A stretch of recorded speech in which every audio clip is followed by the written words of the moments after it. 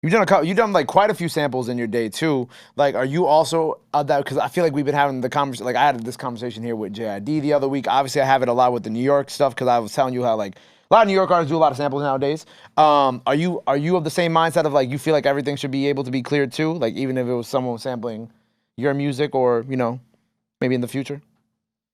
Interesting, because I've had spent so much time with working on trying to get something cleared or dealing with issues or recreating something so that we can do it legally. And it's gotten to a point where where I'll have a favorite song where I just kind of give up and I'm like, I don't want to have to deal with that. And then I'll have to create my own version, which is good in some ways because then I'm, creating something completely original.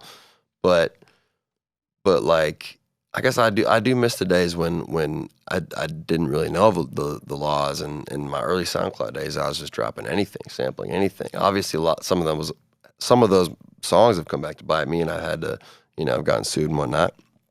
But I think people just love to hear something familiar flipped into something different, Right. flipped into something new. Um, and just that classic sound will never die.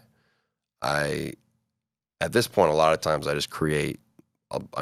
I can't play a fucking saxophone or anything like that, but I'll bring in artists and kind of direct them to create these samples and make something original.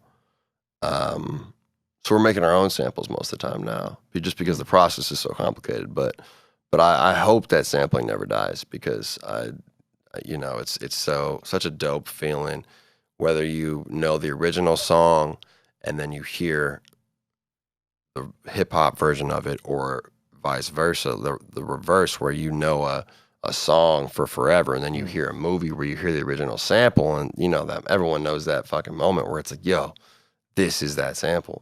Yeah. Right. So I'm gonna continue to do both, like using originals and using like classic samples